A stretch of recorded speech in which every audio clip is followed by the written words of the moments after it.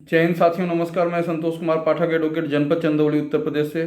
साथियों, मैं अपने वीडियो के माध्यम से भारतीय दंड संहिता 1860 की धाराओं को आप तक पहुंचाने का प्रयास कर रहा हूं, ताकि आपको भी अपने देश के एक प्रमुख आपराधिक जो विधान है उसके बारे में जानकारी मिल सके।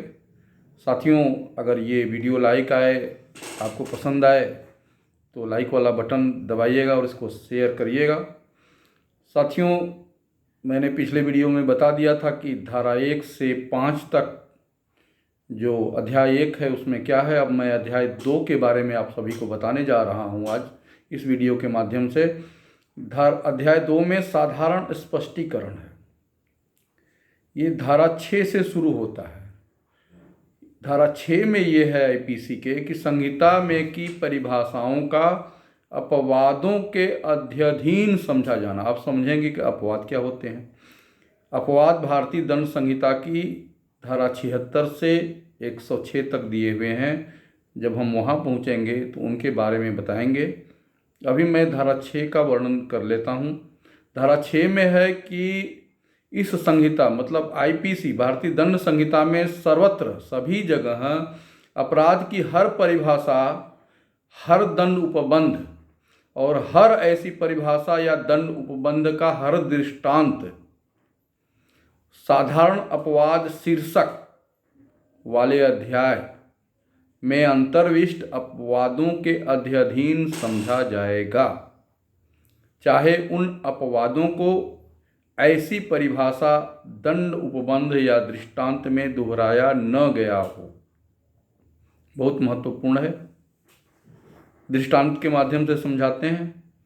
पहला दृष्टांत है इसका कि इस संहिता की वे धाराएं जहां भी जिनमें अपराधों की परिभाषाएं अंतर्विष्ट हैं, यह अभिव्यक्त नहीं करती कि 7 वर्ष से कम आयु का शिशु ऐसे अपराध नहीं कर सकता, किंतु परिभाषाएं उस साधारण अपवाद के अध्ययन समझी जाएंगी जिसमें यह उपबंधित है साधारण अपवाद की परिभाषा में कि कोई बात जो 7 वर्ष से कम आयु के शिशु द्वारा की जाती है अपराध नहीं है।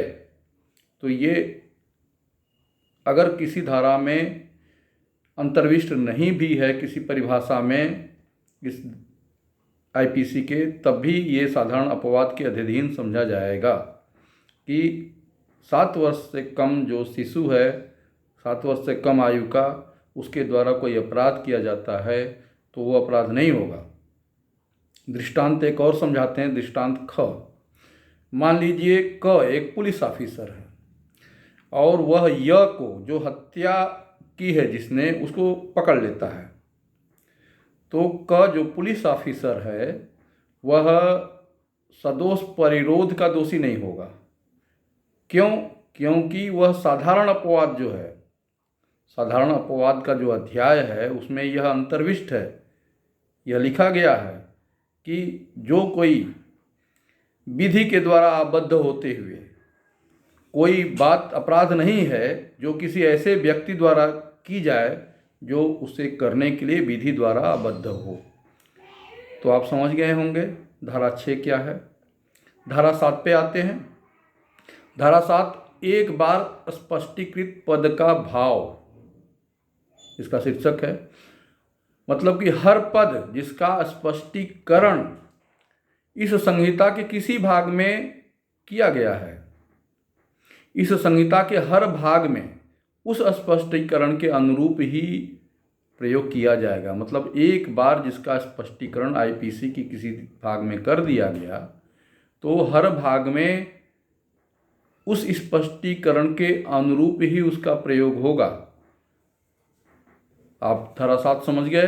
धारा 8 है लिंग। पुल्लिंग वाचक शब्द जहां भी प्रयोग किए गए हैं इस आईपीसी में, पुल्लिंग वाचक शब्द जहां भी प्रयोग किए गए हैं वे हर व्यक्ति के बारे में लागू हैं, चाहे वह नर हो चाहे नारी हो।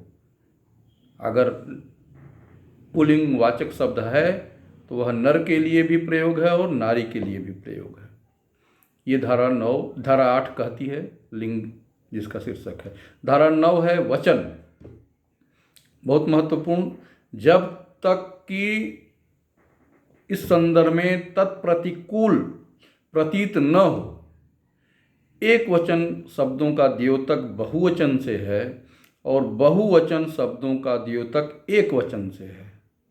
अर्थात अगर कहीं आईपीसी में बहुवचन शब्द प्रयोग हुआ है तो वहाँ अगर अपराध एक किसी द्वारा किया जाता है तब भी वह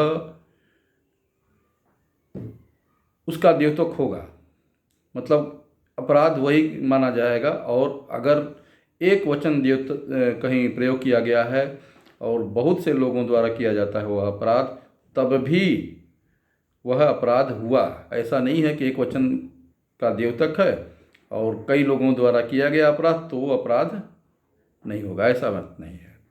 मतलब कि जब तक कि तत्प्रतिकूल प्रतीत न हो, एक वचन द्योतक शब्दों का अंतर्गत, एक वचन द्योतक शब्दों के अंतर्गत बहुवचन आता है और बहुवचन द्योतक शब्दों के अंतर्गत एक वचन आता है। ये हो गया धारा 9। धारा 10 बता देते हैं। पुरुष स्त्री, पुरुष शब्द किसी भी आयु के मानव नर का द्योतक है और स्त्री शब्द किसी भी आयु के मानव नारी का द्योतक है। ये धारा 10 में है। अगली धाराओं के बारे में बताऊंगा क्योंकि वीडियो लंबा हो जाएगा। जय हिंद।